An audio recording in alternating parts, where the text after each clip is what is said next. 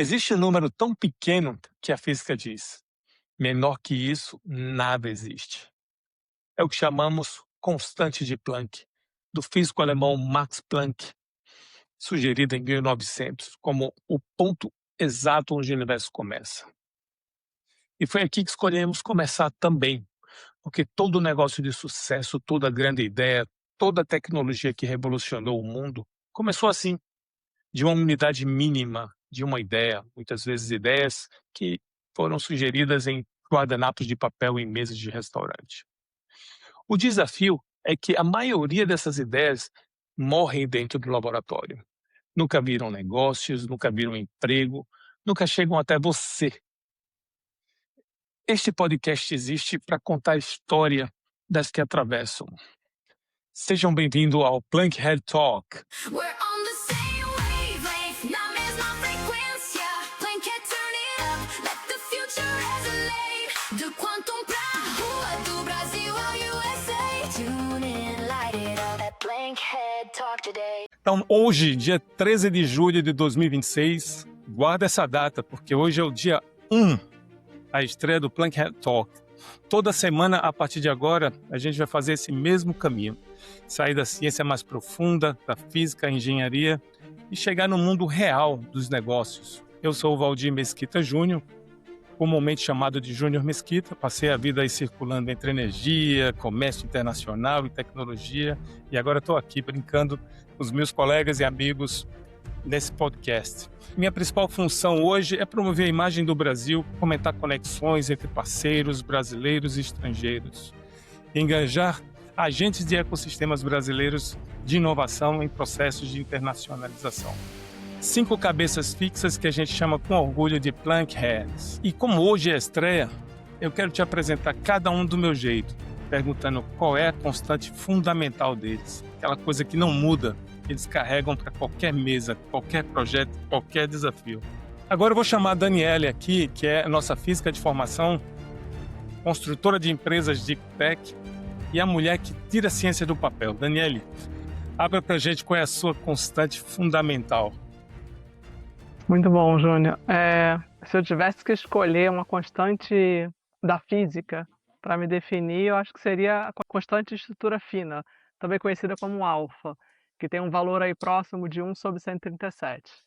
E, bom, não vou ficar me atendo muito aos números, mas o que é legal dessa constante é que ela, na física, ela determina a intensidade da interação eletromagnética, que é uma das forças fundamentais da natureza. Então, às vezes parece um detalhe técnico, mas ele é justamente esse equilíbrio que permite a existência dos átomos, das moléculas, e no fim das contas da própria vida, né? Então, a física, ela me ensinou que o universo não é definido apenas pelo seu comportamento, mas pela forma como eles interagem. Foi isso que me levou à física de partículas, ao CERN, onde eu passei muitos anos tentando compreender como é que o universo funciona, mas que também em algum momento surgiu uma outra pergunta, né, que passou a me fascinar tanto quanto a primeira, que é fazer esse conhecimento sair do laboratório e gerar impacto na sociedade. E hoje eu continuo trabalhando com essas interações, só que hoje eu não olho mais para as interações das partículas, e eu olho para as interações entre cientistas, empreendedores, investidores, governo, universidade, empresas. Eu construo pontes entre esses mundos que muitas vezes não conversam. Então talvez essa seja a minha constante. Acreditar que as transformações elas não acontecem isoladamente, elas acontecem quando criamos as interações certas. Fernando Cariello, o homem que leva empresas para escalar nos Estados Unidos, investidor, diretor. Fernando, qual é a sua constante? Olha, não tenho essa capacidade que a Daniele está. Então é muito prazer, Fernando Cariello. Eu não sou físico e eu sou formado em letras. Então é uma coisa totalmente diferente, né? Minha especialização era semiologia, né? E eu virei empresário depois e especializei em administração, finanças com o passar da vida. Então eu sou um leitor, né? Eu sou leitor de livros, pessoas, atividades, domínios, coisas que são símbolos, né, que estão por aí. E eu saí do Brasil para trabalhar fora muito cedo e eu descobri que eu sou um leitor em movimento, né? Eu estou sempre me mexendo, me movimentando, procurando coisas novas, né? Então, a característica do leitor é a curiosidade constante de querer saber sempre alguma coisa diferente, né? Então, a minha constante é estar sempre em movimento, buscando alguma coisa e lendo as situações, interpretando-as de forma a conseguir gerar novas ideias, né? E isso no mundo dos negócios é isso, é você ler o movimento, entende o processo e o que outro negócio consigo fazer com isso. Como você apresentou que eu sou a pessoa que apoia as empresas a entrada no mercado americano, o que eu faço é isso, eu converso com as empresas, entendo o que elas fazem, eu leio as empresas, leio os objetivos, né, desenhamos ideias para entrar no mercado americano e as definições de tecnologia, e com isso a gente consegue criar novas oportunidades. Tá? Muito bom, muito bom. Vamos agora para o Harry Canfield. Harry, meu amigo, empreendedor serial, executivo global, alguém que acredita que a educação muda a vida, porque já viu acontecer, não é isso? Harry, conta aí pra gente qual é a sua constante. Eu acho que a minha olá a todos. Ah, eu acho que a minha constante é a minha missão de vida, que é realmente gerar um impacto para a gente melhorar esse mundão nosso aí que a gente vive. E eu vejo que a gente consegue fazer isso através eu decidi fazer isso através do de business, de negócio. Poderia ser médico e ajudar, mas não é a minha praia, então fui pelo mundo do business, e aí foi minha carreira, fundei empresa, liderei negócios em diferentes países, participei de processo de transformação, mas foi na educação onde eu me encontrei, eu acho, realmente, onde vendo o conhecimento e a capacidade de tocar as pessoas e a gente gerar escala com isso. Então, e com isso hoje eu vivo nessa interseção, eu acho, entre negócios, a inovação, tecnologia, pesquisa, desenvolvimento com educação. Trabalhando com empresa, treinando profissional, treinando executivos, pesquisando empreendedorismo, tecnologia, business em geral, como um todo, e acompanhando aqui, tentando acompanhar com cabeças maravilhosas como as que a gente tem aqui, tudo que está acontecendo, que não é fácil, né, mas sempre trazendo esse olhar, essa perspectiva de qual é o verdadeiro papel que a educação tem que ter para a gente conseguir realmente ser efetivo e fazer alguma coisa mudar nesse mundo, senão a gente vai estar fazendo a mesma coisa a que está sendo feito há séculos já. Muito bem, muito bem. E fechando o time, vou chamar aqui o Vladimir Mesquita, que tem o mesmo sobrenome que o meu e é meu irmão, né? Não tem como dizer o contrário, porque praticamente é a mesma cara.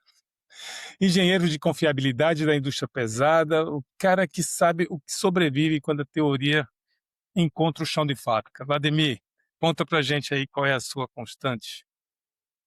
Boa noite, pessoal. Ah, a minha constante, como eu sou engenheiro eletricista, não podia ser outra, né?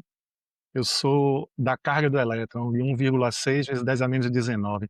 Para a física, a Daniela, ela sabe bem o que eu estou falando, né? E essa ideia de ter a constante do elétron é exatamente estar o tempo todo energizado.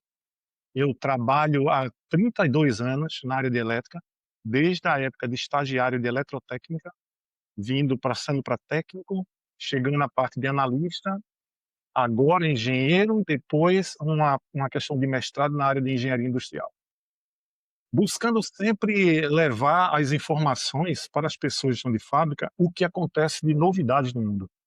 Gosto muito, como o Fernando falou, eu sou um leitor, gosto muito de ler, não só a parte de tecnologias, nem a parte de engenharia, mas também sobre pessoas, porque eu vejo muito a desenvoltura das pessoas dentro das empresas, que muita gente vai conversar aqui sobre se estão ou não preparados para o que vem, né? Estamos vivendo uma fase muito, eu posso dizer, escassa de profissionais mais técnicos, né? A gente tem muita gestão hoje, voltado muito para a gestão, mas a parte técnica está ficando um pouco esquecida.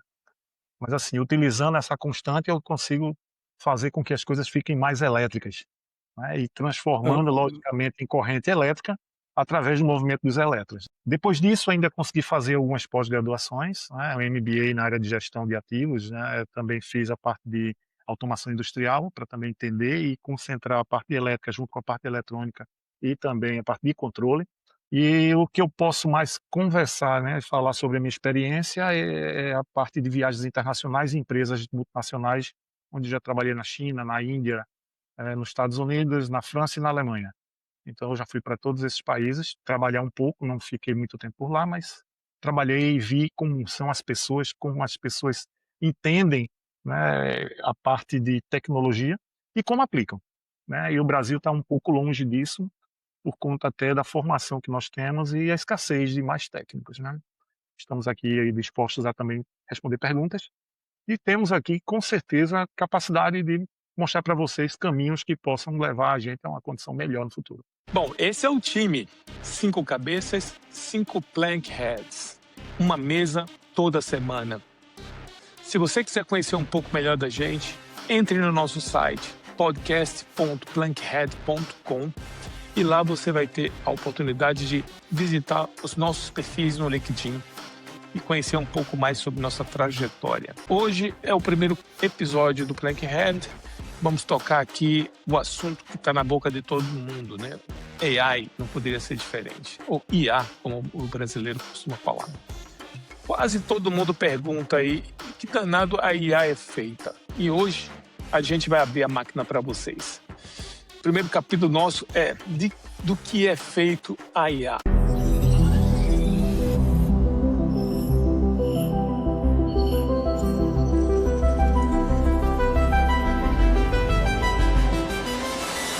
Quando você usa uma IA, parece mágica. Você digita, ela responde, tudo leve, tudo na nuvem. Só que não existe nuvem. O que existe, de fato, é um galpão, é um forno dentro de um galpão. Galpões gigantes, quentes, devorando energia e memória numa escala que o mundo nunca viu. Daniela, me explica. Por que uma rede neural gasta tanta energia? O que acontece ali dentro fisicamente? Bom, vamos lá. Acho que a primeira coisa é o que você falou, né? A gente desfazer um pouco essa metáfora de que está na nuvem, né? Na verdade, não existe nuvem, né? Existem data centers, chips, transformadores de energia, sistemas de refrigeração, leis da física que regem, eu diria, qualquer computador. E aí, quando a gente pensa nisso, a gente tem que levar em consideração que toda computação ela gasta energia. E a IA, ela apenas levou esse princípio físico a uma escala, eu diria, nunca vista antes, né? Por quê? Porque a informação não se move sozinha. Para você mover uma informação, nós precisamos mover elétrons. E mover elétron consome energia. E é exatamente o que acontece quando a gente acende uma lâmpada, né? Então, toda vez que a gente está movimentando um elétron, parte dessa energia, ela é dissipada em forma de calor. E é por isso que os computadores esquentam, tá? Então, para a gente começar a entender esses princípios.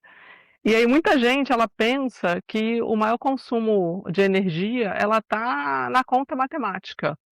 Mas hoje uma parte enorme dessa energia ela é usada para movimentar a informação entre memória e processador. Então, na prática, o computador ele virou um problema de, eu diria que logística da informação, né? É como se a gente imaginasse um abastecimento de água, né? Você pode ter a melhor estação de bombeamento do mundo, mas se a água não chega nos bairros na velocidade necessária, a cidade inteira para. E na IA acontece exatamente isso, né? A gente tem as GPUs ali ficaram extraordinariamente rápidas, você tem um desafio de você transportar esses dados até elas na mesma velocidade, né? Então, o que torna a IA diferente de outras aplicações, eu diria que não é o princípio físico, né, quando a gente fala da física, mas é a escala. A gente sempre tem que ter em mente que é a escala, né? Quando a gente faz uma pergunta para o ChatGPT ou para o Claude, parece que estamos apenas conversando, né? Mas para cada resposta ele está executando um número gigantesco de operações matemáticas e movimentando um volume enorme de dados em frações de segundo. Então, todo esse movimento ele gera calor. Então, quanto mais calor a gente produz, mais energia a gente precisa para poder refrigerar os equipamentos. Ou seja, parte significativa da eletricidade, da energia, né, que a gente fala que a nuvem, né, da IA consome, na verdade, ela sequer é usada para alimentar cálculo, tá? Ela serve para manter os sistemas funcionando numa temperatura adequada. Então, eu gosto de dizer que a inteligência, ela pode parecer artificial, mas na verdade ela está obedecendo às leis da física, né? Então ela está ali numa parte física gerando calor. Então quando a gente olha para uma tela, a gente vê só um software, é o que um usuário comum de inteligência artificial ele vê, né? Mas quando a gente olha para dentro do computador, a gente tem que ver os elétrons, os fótons, os materiais, o calor, a energia e toda a infraestrutura física que está ali por trás.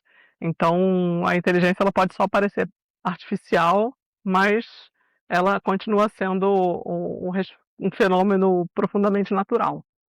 Uhum. Perfeito.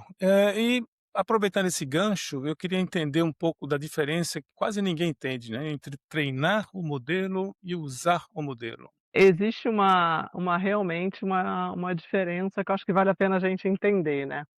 Eh, Quando a gente fala em treinar um modelo, significa ensinar esse modelo.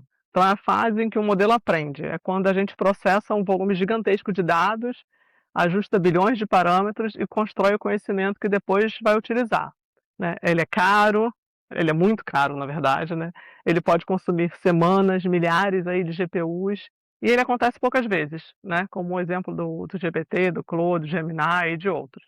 É como o nosso estudo, né, você entra na escola, no ensino fundamental, vai para o ensino médio e fica anos ali aprendendo até sair da universidade, né. Já a inferência, ela significa o quê? A gente usar. É o momento em que nós usamos esse modelo, fazemos as perguntas e o modelo responde. Eu gosto de comparar isso, eu fiquei pensando aqui em como comparar isso, e quando eu explico para uma criança, eu comparo isso muito com a formação de um médico, né. Eh, Formar um médico custa muito tempo, muito dinheiro e acontece uma única vez. Mas depois de formado, ele atende milhares de pacientes ao longo da carreira, né. Cada consulta, às vezes custa pouco, né, na maioria das vezes não custa pouco, mas cada consulta às vezes custa pouco, mas no conjunto de todas as consultas, ela acaba sendo muito maior do que o custo da formação. E a IA eu acho que ela está entrando exatamente nessa fase, né. Durante anos, assim, toda a atenção estava voltada ao treinamento dos modelos, ao machine learning. E hoje a gente percebe que temos aí bilhões de pessoas usando todos os dias, e a conta da inferência ela se torna gigantesca. Então, o grande desafio deixou de ser apenas construir os modelos inteligentes, né, ele passou a ser operar essa inteligência em escala, com eficiência energética, com custo viável, é o que a gente tem visto aí no dia a dia, né. Acho que o voltando um pouco, assim, para um ponto mais técnico, né, acho que durante anos a gente seguiu a lei de Moore, né. A gente acreditou que bastava fabricar chips rápidos. Hoje a gente percebe que existem limites físicos, energia, dissipação de calor, largura de banda de memória, que a gente vai falar mais para frente. Então, eu acho que quando a gente fala de IA, a próxima revolução não é apenas algorítmica, acho que ela também é uma revolução de materiais, de arquitetura de chips e de infraestrutura.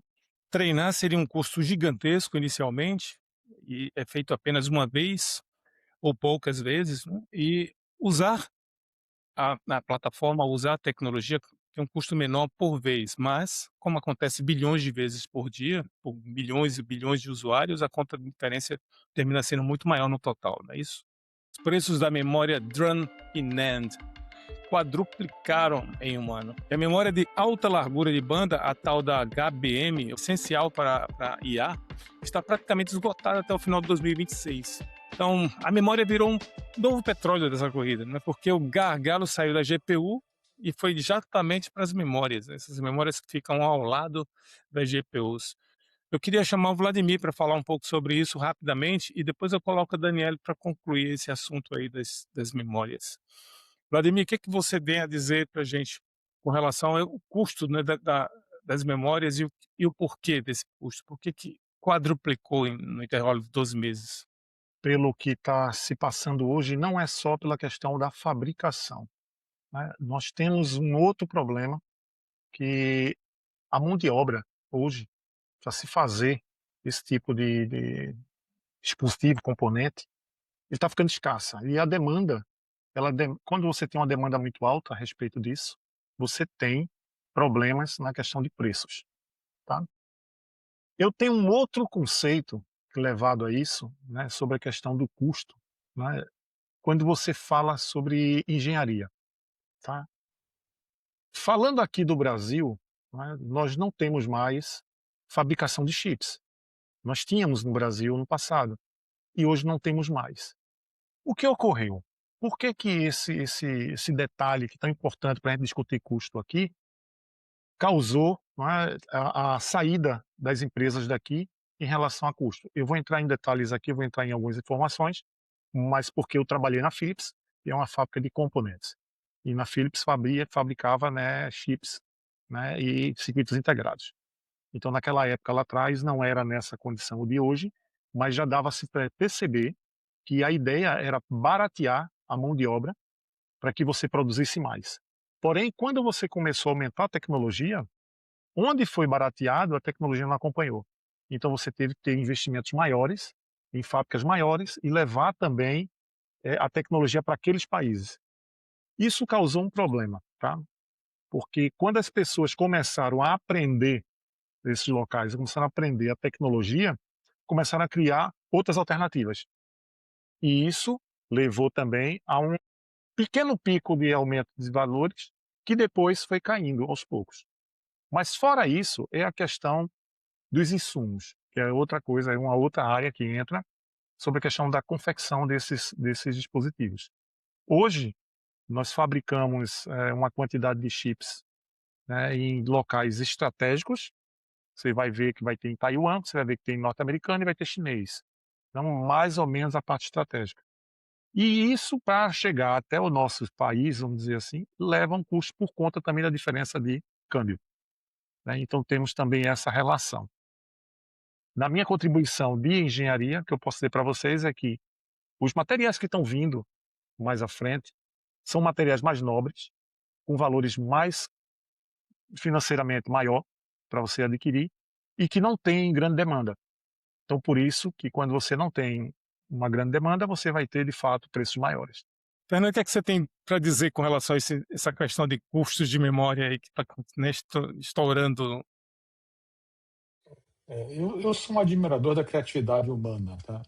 Então tudo tem sempre, nada é preto e branco, tudo tem 57 tons de cinza no meio do caminho. Então, primeiro que eu acho que a arquitetura do software, dos sistemas, né, hoje, o que nós sabemos hoje, né, de inteligência artificial e como trabalha, etc., o Daniel falou muito bem, é uma questão física e tem que ter energia, e o Vladimir disse, não, mas tem que ter um investimento na produção, né? Uma parte disso será resolvido com os sistemas que nós vamos criar hoje para serem usados amanhã, que terão arquiteturas diferentes, como forma de fazer diferentes. Tá? Eu não estou dizendo que eu não vou mudar a física, mas eu vou usar modelos matemáticos diferenciados, com algoritmos mais produtivos, que vou atingir o resultado que eu tenho hoje com uma necessidade de processamento muito menor do que eu consigo fazer hoje em dia. É como um carro, né? O carro que eu tinha há 50 anos atrás fazia 10 km com 1 litro, né? e andava a 50 km por hora. Hoje meu carro faz 30 km com litro e anda 200 km por hora. Então, isso na computação é exponencial. Tá? Então, você vai ter uma mudança de arquitetura e na forma como você vai pensar os sistemas de informação, aí na parte do software mesmo, que vai fazer com que o hardware atual seja melhor aproveitado e que seja mais produtivo, né? Como eu consigo rodar softwares mais modernos em máquinas mais antigas de uma forma mais produtiva. Essa é uma visão de arquitetura de software que pode fazer resultado sobre isso, tá? Aí, chamando o que o Vladimir falou dos investimentos e os recursos, etc., aí vamos puxar para a política, né? A política faz com que os donos do mercado hoje digam para você que a coisa mais importante do mundo é eu ter memórias de maior banda, investir mais nisso, porque essa é a forma de fazer. Como nós usarmos hoje, dizer que a única forma de você fazer plástico é usando petróleo. Já se provou que não é. Você pode fazer plástico com dezenas de outros hidrocarbonos de cana, de qualquer outra coisa, né? Só que a indústria petroquímica, que está estabelecida, é dona do mercado, te coloca e não, só consigo fazer isso de petróleo. Então, o interesse político de quem está hoje no mercado e o poder econômico faz com que eu seja obrigado a usar e pensar o futuro com base na informação que eu tenho hoje. o que uma mudança de paradigma de produção, paradigma de uso de energia, de uso de recursos ou de materiais, né? O dia que eu conseguir usar os grafeno e os nanotubos, e isso ao invés de usar silício, pode ser que eu tenha um breakthrough completo na mudança da arquitetura do sistema, que os consumos de energia sejam muito menores ou muito maiores, ainda não estão colocados, tá? Então, quebrar o paradigma do modelo de negócio atual fará com que esse gargalo que a gente tem de produção de chip pode ser irrelevante daqui a 5 anos. Harry, o que é que você tem a dizer com relação a isso aí? Tem algum pensamento? Não vou ter a audácia de tentar entrar na parte técnica aí para discutir, mas vou dar exemplo talvez do que eu vejo dentro da sala de aula, né. Eu tenho alguns dos executivos, meus alunos lá, que são da NextEra Energy Resources, que é uma empresa aqui 40 minutos, um pouquinho para cima, em Palm Beach. É a maior empresa global pública, né, de distribuição de energia. Os caras têm 190 bilhões de market cap. E estão fazendo tudo que é tipo de energia hoje, eles trabalham com todas, né. Mas aí entra no que o Fernando estava comentando, né. Tem coisas, por exemplo, os SMRs, Modular Reactors, os reatores, que vêm sido usados há décadas, muito mais do que décadas, para gerar energia de submarinos, e aí hoje estão criando e fazendo acordos com o Google, como eles fizeram o último acordo de 25 anos para transformar um site para manter energia, porque precisa uma energia reliable, né, mantida ali 24 horas.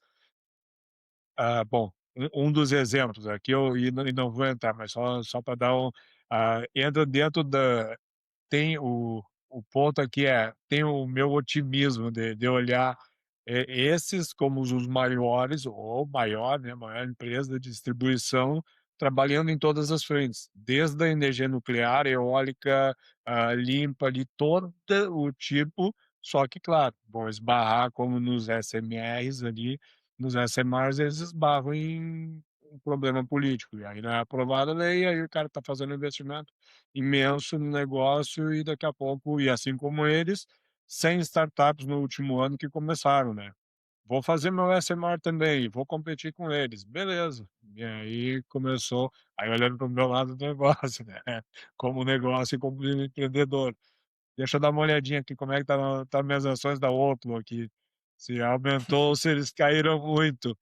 Aí, não, tá lá abaixo dos $50 ali, não tá muito, mas a previsão é para que o ano que vem eles vão mais do que dobrar, porque fecharam lá com a Meta uma parceria para gerar 6 gigawatts.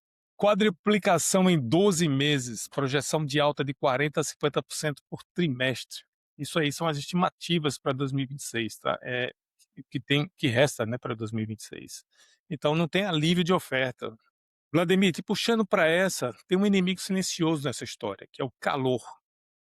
Fala pra gente do problema do resfriamento, porque é aí que a física cobra a fatura, né? Fica caro. Conta pra gente um pouco sobre esse assunto. Né, eu posso dizer que antes de falar sobre a questão da refrigeração, a gente tem que saber por que gera calor, né? Desde a que antiga, quem é mais antigo e conheceu as válvulas, sabiam que a quantidade térmica, né, que tinha, isso aí era, vamos dizer que seria 80% de calor e 20% do que deveria fazer de fato na parte que cabia a válvula, não é? Que fazia a parte da transferência dos elétrons. E passou para a parte de transistores, né, que caiu um pouco, mas o transistor assim mesmo, ele ainda tem a questão de eh, utilizar energia para tirar os elétrons livres, para passar de uma camada para outra, vai gerar a parte de corrente passando por dentro dos semicondutores. Então a gente tem a questão de geração de calor. Passando por essa informação, tem alguns pontos que seria interessante passar assim e comentar para vocês, tá? A respeito dessa questão do calor. A gente tem na parte da engenharia, não só da parte elétrica, né, que estuda a parte térmica também, mas outras engenharias, como a parte mecânica, da química, algumas outras engenharias também têm vamos dizer, esse nicho aí de entendimento. Só que Quantas das engenharias estão de fato trabalhando nisso, né? A gente tem a engenharia envolvida de materiais, temos a engenharia envolvida em engenharia térmica, é uma engenharia nova que está se fazendo, está se falando sobre isso, porque a quantidade necessária para trabalhar refrigeração está tão alta que estão abrindo uma engenharia só para essa área, né? Trabalhando, lógico que você vai ter, não vai ser engenharia térmica, não vai ser o nome engenharia, mas dentro das engenharias mecânica, por exemplo, ou elétrica, vai ter essa área específica para esse trabalho. Por que eu estou falando isso? Só para vocês terem uma noção aqui do que acontece. O consumo, a questão de temperatura das coisas. Se você fizer 10 consultas no chat GPT, equivale a uma lâmpada de 3 watts acesa. 10 consultas no chat GPT. Então isso, quando a gente fala potência, a gente fala calor, tá? Que é o trabalho que ele vai ser executado, vai ter calor por trás disso. Então quanto mais você tem potência, mais calor você vai gerar. Não tem como fazer, isso é física. É física, não vai mudar, isso não tem como mudar. Então, quando a gente começou a fazer os estudos, assim, entendendo o que é essa parte de problema de refrigeração, eu comecei a verificar uma questão da padronização feita por uma ISO, uma norma, né, a 34134, se eu não me engano, o Book 2, que fala sobre a questão de você fazer a eficiência dos data centers. São os PUEs. No caso, que é o Power Usage Effectiveness, que ele faz uma relação da energia total que você tem pela energia que de fato a TI usa. Quando você faz essa divisão, você chega a um número. E esse número, normalmente é 1 ponto alguma coisa. Tá? Então, quando você chega nesse número de 1 ponto alguma coisa, aí fica aquela pergunta, o que é bom, o que é ruim? Se você tiver toda a energia que você utiliza dividido pela energia da TI, e isso der 1, significa que você está usando toda a energia. Então, você está sendo 100% efetivo. Só que na física, isso é impossível. Né? Sempre vai ter uma perda. Só que, gente, no Brasil, pra você ter uma ideia, esse número ele chega a ser 1,58, 1,6, por aí. Mas por que no Brasil temos esse problema de ser dessa forma? O aquecimento, a gente está falando de temperatura, tá? Estou falando um pouco do PIO, porque esse PIO, ele vai levar para dentro da parte do consumo de energia, levando também em consideração o aquecimento. Então a gente tem a questão daqui do Brasil ser um país quente, que é diferente de outros países frios, que você pode ter um sistema de refrigeração mais eficiente. No Brasil você precisa de mais refrigeração, tá? Para poder atender. Só para fazer uma comparação, o Brasil, dos data centers do Brasil, é 1,6, enquanto que o Google ele tem 1,08. De eficiência, né? Exatamente. Porque existem alguns métodos de se fazer refrigeração. A gente tem um método de VFD, que são inversores de frequência que controlam velocidades dos sistemas de refrigeração, porque eu preciso disso para economizar energia, para jogar essa energia para o próprio data center. Se eu não utilizar isso, eu gasto mais energia, então a refrigeração fica comprometida. A outra é por imersão em líquido refrigerante.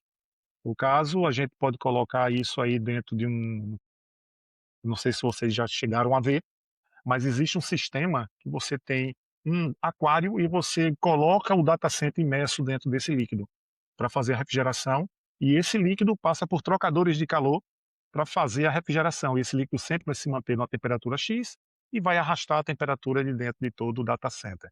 Tá? Isso tem que ser, logicamente, não pode ser um líquido que seja condutivo. Né? A gente está falando de sistemas que não conduzem energia. Em outras palavras, refrigeração é manutenção, né? E quando ela falha, o data center praticamente para.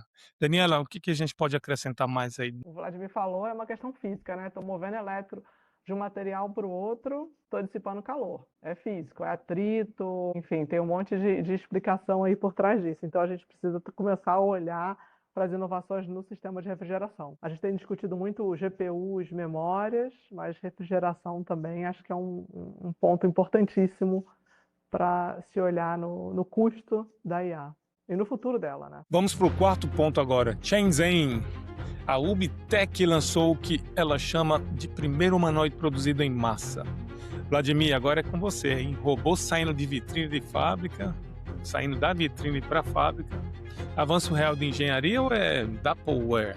De pau Vamos até falar provar um pouco que dessa tem questão no turno primeiro, inteiro. o que é um robô, né? O que é um robô e o que é que ele pode fazer? Dentro de fábricas hoje se fala muito sobre a questão de perder o emprego por conta disso, tá? Estão fazendo robôs, estão criando pessoas para substituir o que o humano faz. De fato, algumas coisas são feitas e o robô, de fato, teria fazer, até para a saúde humana. Questão de repetibilidade, velocidade, né, a parte de o robô não vai cansar, o robô não vai reclamar, né, como o pessoal fala, né, ele está trabalhando nas 24 horas, né, a gente chama de 24/7, o dia todo e todo dia. Mas tem um detalhezinho aí ainda que está chamando a atenção, né, a gente já viu muitos robôs por aí saindo do controle, né, por questões de software, acredito que seja algum problema de você fazer as programações dos robôs para fazer alguma atividade e ele não entendeu muito bem o que é aquilo devido ao ambiente que ele estava, né. Você fez baseado em um ambiente e quando chegou em outro, ele identificou de forma diferente. Então, isso ainda preocupa um pouco, por conta da questão de ele não atender 100% as perspectivas ainda que os humanos fazem. A gente tem uma condição que o robô não tem. A gente tem inteligência pragmática. O robô nunca vai ter isso. A gente consegue pensar uma coisa à frente que o robô nunca viu, então o que a gente pensou que não existe, ele não vai saber. Ele não consegue, ele só vai saber depois, porque você vai ensiná-lo. Mas ele não vai conseguir fazer isso. E para mim o que preocupa ainda a questão de robô dentro de fábrica é isso, tá? Ele faz com bastante eficiência, ele faz uma quantidade enorme de vezes uma mesma função, consegue dar um rendimento para a fábrica acima do comum, né, que a fábrica não consegue colocar com o ser humano, e a questão de precisão, qualidade, tudo isso está embutido dentro do sistema do robô. Mas ainda tem essa questão que eu te falei, os erros que o robô pode causar podem ser maiores do que o erro que o humano pode causar, dependendo do erro que ele vai provocar dentro da indústria, tá? Porque ele não tem esse senso ainda, tá? Então, para mim, ainda tem um pequeno desafio e a China está colocando robô para colocar dentro das indústrias, mas tem as ressalvas. Perfeito. Fernando, o que é que você tem a dizer? Olha, eu nasci nos anos 60, cresci nos anos 70, e eu sou um fã dos Jetsons, tá? Então, nos Jetsons tinha robô, tinha comunicação, você fazia assim, tinha video call, né? Então, o futuro era para acontecer isso mesmo, né? O que está faltando é só meu carro voador que não chegou ainda. Estou precisando dele agora, né? Esse negócio de carro voador mas eu não quero carro voador com hélice não que faz barulho. Eu quero que ele vai silenciosinho, que é isso que está faltando para a gente. Aí é uma questão para a Daniela resolver com a física dela, viu? Mas o que nós vamos ter robô? Vamos ter robô sim, né? Vai chegar aqui. Eu já tenho um aqui em casa que é pequenininho, ele limpa a minha casa aqui, se liga, desliga ali, aspira tudo. É um robô, né? Eu tenho um quase robô que eu aperto um botão, bota a comida lá, ele esquenta a minha comida, micro-ondas. Não chega a ser um robô, mas eu consigo programar alguma coisa assim. Vai chegar um humanoide na minha casa para lavar minha roupa, limpar meu chão? Eu acho que sim, tarefas simples assim, né, eu acho que vai acontecer, tá? Não vai roubar o emprego de ninguém, eu vou criar as pessoas de apoio à manutenção do robô, etc. Tá? E essas tarefas que são pequenas, né, vão acontecer.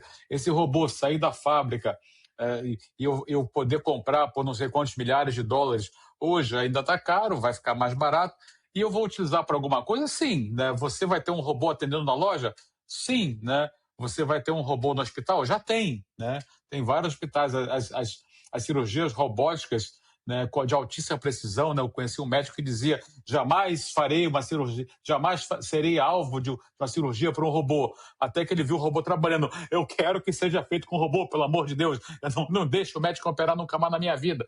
Então, nós estamos na fase de transição, né, de troca de conhecimento no limiar, né, de tecnologias, né? Então, vai ter robô? Vai. Né? Vai ser um robô inteligente? Mais inteligente do que ele é hoje, mais inteligente que o meu aspirador de pó, com certeza. Tá? Ele vai resolver todos os meus problemas? Claro que não. Temos outros problemas de que vão ter de segurança, tem um problema, um robô que tem uma câmera que está me filmando a minha casa o dia inteiro, né? Vão hackear o meu robô e vão roubar, enfim, tudo isso pode acontecer num futuro muito próximo até, tá? Já aconteceu, né? Já teve uma quebra dessas coisas algumas semanas atrás. Então você tem que ter as garantias, os safeguards para cada atuação. E quando eu coloco inteligência artificial dentro de um equipamento, de um robô que tem capacidade de mudar de posição, eu tenho que ter mais safeguards, mais garantias do uso disso, né? Eu preciso de um botão de liga-desliga fácil de achar, digamos assim. Mas Fernando, a gente tem aí, aqui em Miami, eu já usei várias vezes, né, os carros autônomos como robô. Funciona perfeitamente, ele tem uma certa segurança, ele tem os guardrails deles, né, eles enxergam a rua, eles estão captando o mundo físico no dia a dia e estão gerando informação, né, gerando dado com essa captura do mundo físico real que estamos vivendo. E com isso, eu acredito que eles estão processando essas informações e essas informações devem ser geradas, né, devem ser distribuídas para esses robôs, né, esses humanoides que estão para chegar aí. Mesquita, mais importante, a gente começou a nossa conversa aqui sobre quando o custo de treinamento do sistema de inteligência artificial. Hoje, para treinar robôs, as empresas estão contratando pessoas que botam câmeras e sensores para fazer as tarefas do dia a dia.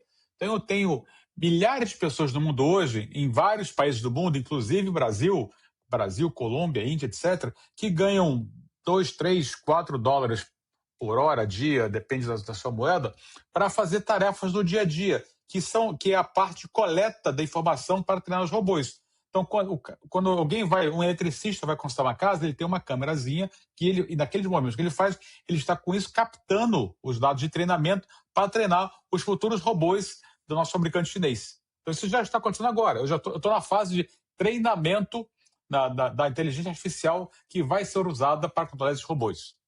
Por falar nisso, fiquei sabendo agora essa semana que o Meta acabou de encerrar um dos seus negócios, que era justamente isso. Eles pagavam para pessoas ficarem catalogando produtos na internet e associando esses produtos a informações para que sejam usadas na inteligência artificial. Também fiquei sabendo que já não existe mais dados para ser treinados, né? Então, o que está faltando agora realmente é ir para o mundo físico e começar a observar o que acontece no dia a dia. E aí sim, essas novas informações vão ter o desafio do treinamento, que será um treinamento diferenciado, acredito eu, e o resultado disso pode ser ainda mais fantástico do que a gente vem vendo até agora. Mas isso aí é uma coisa da minha cabeça, né? O que eu acho que pode acontecer nos próximos 2, 3 anos. Mas eu vou jogar aí a bola para... Imagina agora fazer a conta da energia necessária e do custo disso, como é para treinar os robôs, que a gente fez agora. A gente vai à inteligência artificial, a gente pensou nisso num ambiente parado. Então, agora, nós estamos mudando a perspectiva. Eu estou treinando inteligência através de computação distribuída, que é as capturas de vários sensores e o processamento em separado. Então, eu sou fanático de computação distribuída, tá? Eu adoro isso há muitos anos, que eu aprendi o conceito disso, que a nuvem não será mais um único data center. São bilhões de pequenos equipamentos trabalhando com pequenas energias e que você está conectando isso. Daí as bandas de conexão. Isso é muito divertido. Talvez uma próxima fala nossa, vamos falar sobre computação distribuída. Sim, vamos programar um podcast só para isso. Mas eu queria jogar a bola para a Daniela, que eu queria ouvir dela também, essa ideia dos robôs, Daniela, que é uma nova era, né, surgindo aí. Eu acho que está tudo muito previsível quando a gente fala do treinamento. Acho que todo mundo sabe o caminho, é só uma questão de tempo. É bem o que o Fernando falou, é uma questão de tempo, de quando vai chegar. O que eu acho que, e aí falando dos desafios ainda associados a isso, né, é que a gente ainda não tem uma solução para o improviso. Quando algo der errado, como eu resolvo? Então, isso não tem. Então, a gente vai... Falaram exatamente. O robô ele vai aprender, ele pode aprender, é inevitável, vai estar ali. Como o Fernando, a gente trabalha muito com isso, né, Fernando, com as startups, e olha assim, é o product market fit, qual é o valor daquilo ali que eu estou realmente fazendo e qual é o mercado que eu tenho para aquilo. E qual é a capacidade que eu vou ter de escalar, se isso aí de alguma forma, em algum mundo possível que a gente que possa imaginar lá pela frente, se isso vai ser escalável ou não. Ou se vai ficar no 0,0001% da população que vai poder usar isso, e aí volta para o meu negócio ali. Talvez uma das coisas, quando você estava falando ali, eu estava pensando, mas não, mas o robô vai tirar o emprego. Eu acho que é uma das coisas que eu mais escutei nos últimos anos. Eu acho a maior besteira esse pessoal falando de não vai tirar emprego, não vai tirar emprego, vai mudar, né? E esse é o grande papel daí, de novo, agora puxando mais para o meu lado aqui, é o trabalho da educação, e educação como um todo, mais do que nunca agora é ensinar a se adaptar. Tem que ser isso. Esse é o nosso papel, é a adaptação. Isso é, na verdade, um unificador, o hub entre pensadores, entre pesquisadores, entre aplicadores, todo mundo junto, trabalhando, se adaptando. E aí, claro, não vou mentir para vocês, porque minha memória é zero. Quem me conhece bem, fui aqui do meu amigo Claude e perguntei para ele, na época da Revolução Industrial, quando o automóvel foi criado, caiu quanto a gente perdeu de cavalo, porque era o meio, né, transporte. Em 1900 havia 21 milhões de cavalos nos Estados Unidos. Em 1950 esse número caiu para 3 milhões. 80% desapareceram. Deixa eu só fazer 80% um dos comentário. cavalos desapareceram, né? Agora só que eles são usados para outra coisa. Eles foram usados para esporte, lazer, polícia, fazenda, tudo. Acabou com profissões, acabou o cocheiro, acabou o cara da carruagem, da ferradura, tudo. Mas ao mesmo tempo veio o cara do frentista do posto de gasolina, seguradora, foi tudo criando. É a nossa capacidade de adaptar e achar outras formas. Só que se eu ensinar tu a ser técnico e só fazer ferradura, eu não estou te ensinando a pensar criticamente, a ter capacidade de transformar e se adaptar a nada. Sabe o que é o mais interessante, Henry? O mais interessante é se você perguntasse naquela época, antes de ter o veículo automotor, o que a pessoa queria, ela ia dizer, eu quero um cavalo mais rápido. Mas tem essa brincadeira, eu falo ainda isso na aula seguida, o Henry Ford, ele fala isso. Se eu perguntasse para os meus clientes o que eles queriam, eles iam falar, eu quero um cavalo mais forte, mais rápido. Eu criei um carro. É isso aí, eu ia chegar nesse ponto, que é eu sou da época que a gente aprendia na escola a programar em Fortran, para não dizer Pascal. Então era o if C, if C, if C. Hoje em dia você joga isso dentro da IA e ela se autoprograma, só que ela vai autoaprender dentro dos limites da capacidade dela, né? Então o improviso é algo que eu acho que a gente não consegue muito prever. Então, assim, eu acho super interessante o que eles estão falando, como falou, está treinando na Índia, está treinando no Brasil e está treinando nos Estados Unidos, um robô, uma pessoa dentro de casa, como ela faz o serviço dela, né? Cada um lava a louça de um jeito diferente. Para quem aqui morou na Europa, como eu fiquei lá 11 anos, a maneira de você lavar a louça na Suíça, na Inglaterra ou no Brasil, onde a gente tem abundância de água, é diferente. Como que você treina um robô para isso? Como que ele vai atuar numa tarefa doméstica nos Estados Unidos? Tem que ser diferente como ele atua no Brasil e na Índia. Então, eu acho que por isso que eu falo da questão do improviso, é até o improvisar dentro do esperado, sabe? Não é quando algo dá errado. A hora que eu tiver um humanoide dentro da minha casa, eu quero que ele faça a tarefa de maneira diferente que um americano vai querer na casa americana. Então, eu acho que a gente está longe ainda de ter... Eu acho que isso é configurável, mas eu acho que a gente está um pouco longe, assim, de conseguir ter essa autonomia. Eu acho que a gente vai ter tudo muito limitado. Obrigado ao time Daniele, Fernando, Henry, Vladimir, os 5 Plankheads, juntos toda semana. Thank you for being with us. See you next week, na mesma frequência e até lá.